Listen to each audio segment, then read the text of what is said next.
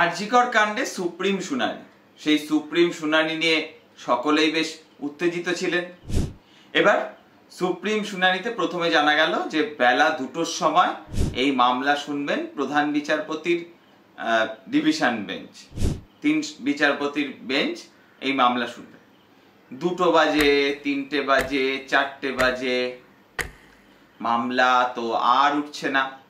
অবশেষে 4:15 নাগাদ প্রধান বিচারপতি চন্দ্রচূড় জানালেন যে আমরা 5 মিনিটের একটা বিরতি নিচ্ছি, তারপরে এসে এই আরজিকর মামলা আমরা শুনব। তবে সব থেকে চিত্তাকর্ষক এই শুনানি থেকে, অর্থাৎ এই 30শে সেপ্টেম্বরের শুনানি থেকে কি কি পাওয়া গেল সেটা হলো 30শে সেপ্টেম্বরের শুনানিতে একটা অদ্ভুত ব্যাপার লক্ষ্য করা গিয়েছে। সেটা এই 4:15 যখন বাজছে, ওই 4:10, 4:15, তখন সিবিআই এর আইনজীবী তথা দেশের সলিসিটর জেনারেল তুষার মেহতা তিনি বলছেন, লর্ডশিপ, হুজুর, আজকে এই মামলাটা না নিয়ে আপনারা বরং কাল মামলাটা নিন, নাহলে বৃহস্পতিবার নিন। তখন প্রধান বিচারপতি তার একটু বিবেক জাগ্রত হয়ে ওঠে। তিনি বলেন যে না, অনেক মানুষ এই মামলার দিকে তাকিয়ে রয়েছেন, এটা অত্যন্ত গুরুত্বপূর্ণ মামলা, এটা আমরা আজকেই শুনব। আমরা অবাক হয়ে যাচ্ছি সিবিআই এর আইনজীবীর ভূমিকায়।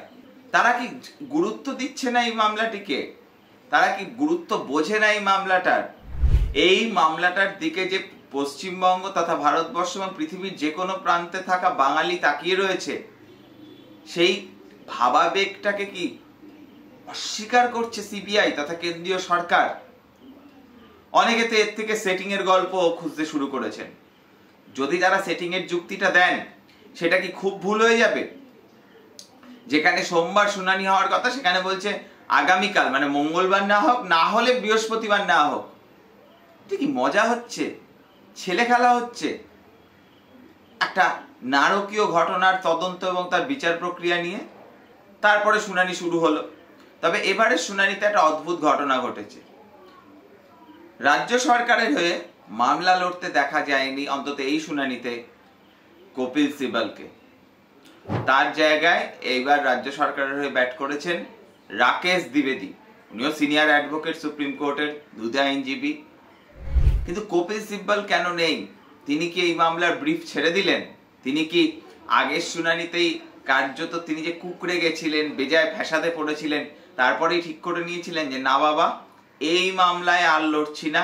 এমনি এই মামলা লড়ার জন্য তাকে সোশ্যাল মিডিয়া থেকে শুরু করে বিভিন্ন জায়গায় ব্যাপক সমালোচিত হতে হয়েছে। এই সব কারণে কি সরে দাঁড়ালেন মিস্টার সিব্বল? এটা বুঝতে গেলে আমাদের আরো কিছু সময় অপেক্ষা করতে হবে। তবে চিত্তাকর্ষক, এই দিনের শুনানিতে কপিল সিব্বল ছিলেন না। উল্টো দিকে বৃন্দা গ্রোভার পরিবারের পক্ষ থেকে আইনি লড়াই লড়ছেন। তিনি প্রথমেই প্রধান বিচারপতিকে একটি চিঠি দেন, যেটা আগের শুনানিতেও দিয়েছিলেন তিনি। এবং সেই চিঠি দেওয়ার পরে বলা হয় যে হুজুর, এখনো নির্যাতিতার ছবি ব্যবহার করে অনেকে বিভিন্নভাবে তাদের স্বার্থে ব্যবহার করছে সোশ্যাল মিডিয়ায়, আপনাদের অর্ডার কেউ মানছেই না। তখন প্রধান বিচারপতি বলেন যে আমরা তো অর্ডার দিয়েই দিয়েছি, আমরা কি করব বলুন। তখন করুণানন্দী বলেন যে না, আপনারা তো শুধু উইকিপিডিয়া নিয়ে অর্ডারটা দিয়েছেন, আপনারা তো পুরো সোশ্যাল মিডিয়া নিয়ে দেননি। তখন প্রধান বিচারপতি চন্দ্রচূড় একটা অর্ডার দিয়ে দেন। কিন্তু সব থেকে উল্লেখযোগ্য বিষয় হলো, আজকে এই ঘটনা ঘটার প্রায় 50 দিনের বেশি সময় কেটে গেলেও এখনো কিছু লোক সচেতন ভাবে নির্যাতিতার ছবি, নাম ব্যবহার করে তারা নিয়ে রিলস বানাচ্ছেন, এবং কিছু কিছু ইউটিউবার সেটা নিয়ে ভিডিও করে মানে নিজেদের কিছু নগদ কামানোর চেষ্টা করছেন এই অসাধু উপায়। এদেরকে একটু সবক শেখানো উচিত। তাই এই বিষয়ে সুপ্রিম কোর্টের ভার্ডিক্ট বা অর্ডার হোয়াট এভার, তো সেইটাকে ইমপ্লিমেন্ট করবে কারা? প্রশাসন। সেটা তাদেরকে দায়িত্ব নিতে হবে। কারণ প্রধান বিচারপতি চন্দ্রচূড় তো আর এসে লোকের সোশ্যাল মিডিয়া বা মোবাইল ঘেটে দেখবেন না যে কার কোথায় কি আছে ইত্যাদি ইত্যাদি। ফলে এই বিষয়গুলোতে সচেতনভাবে দৃষ্টি দিতে হবে। সেকেন্ড, আরো একটা বিষয় আমরা লক্ষ্য করলাম, সেটা হলো করুণানন্দী, যেটা আশা করা গিয়েছিল সাগর দত্তের ব্যাপারটা নিয়ে বিশাল হইচই হবে, আদপে সেটা হলো না। একটা পাসিং ম্যাটার হিসেবে সাগর দত্তের ম্যাটারটাকে তিনি তুললেন, এবং তখন আবার রাজ্যের পক্ষ থেকে বলা হলো যে মুমূর্ষু রোগীরা এসে বেড পাননি ইত্যাদি ইত্যাদি এই ধরনের কথাবার্তা। কিন্তু যেটা আশা করা গিয়েছিল যে রাজ্য সরকার সিকিউরিটির কথা বললেও, নিরাপত্তার কথা বললেও, রাজ্যে চিকিৎসক স্বাস্থ্যকর্মীদের যে কার্যত কোনো নিরাপত্তা নেই, সেটা সাগর দত্ত মেডিকেল কলেজের ঘটনা প্রমাণ করে দিচ্ছে। এইটা অন্তত সুপ্রিম কোর্টে জোরদার ভাবে উঠবে, কিন্তু কার্যত দেখা গেল কিছুই হলো না। ইন্দিরা জয় সিং, করুণানন্দী তারা দাবি করলেন যে বেশ কিছু ডাক্তার এমন রয়েছেন যারা এই ঘটনার সঙ্গে যুক্ত বলে মনে করা হচ্ছে, তারা এখনো স্বপদে বহাল রয়েছেন।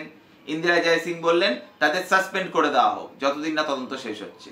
করুণানন্দী বললেন সাসপেন্ড না করলেও নিদেন পক্ষে ছুটিতে পাঠানো হোক।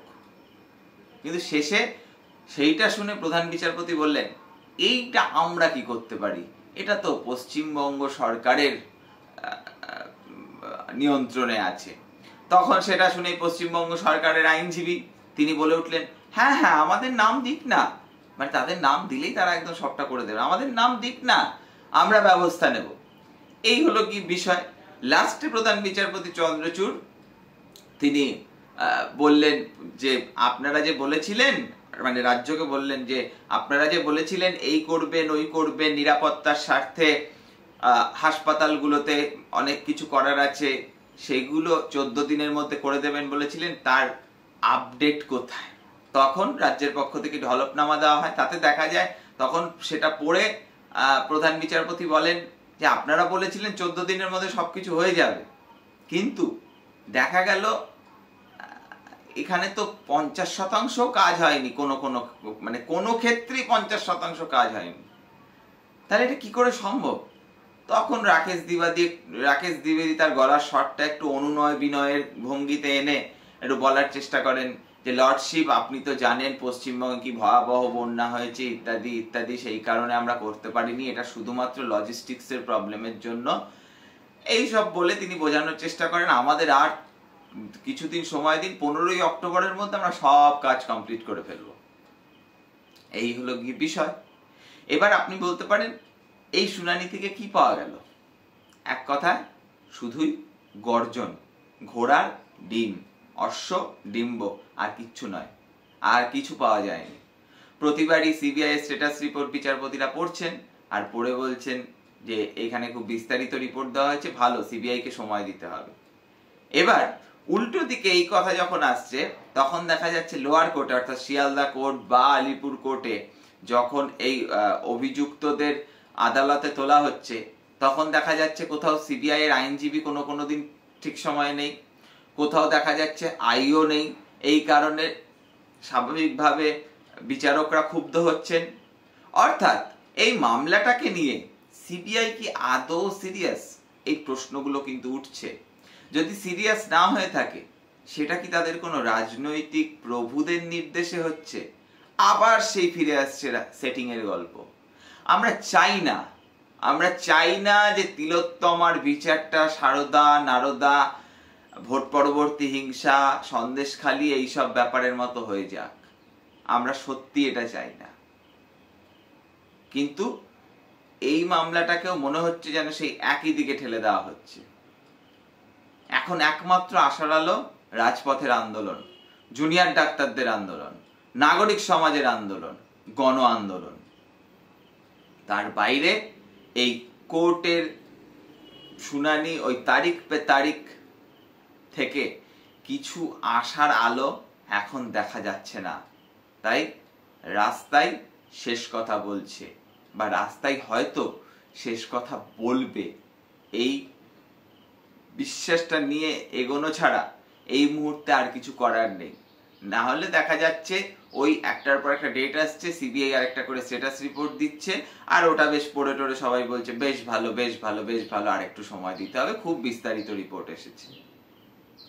শেষ পর্যন্ত এটা যে কোথায় গিয়ে দাঁড়াবে সত্যি বোঝা বড্ড মুশকিল।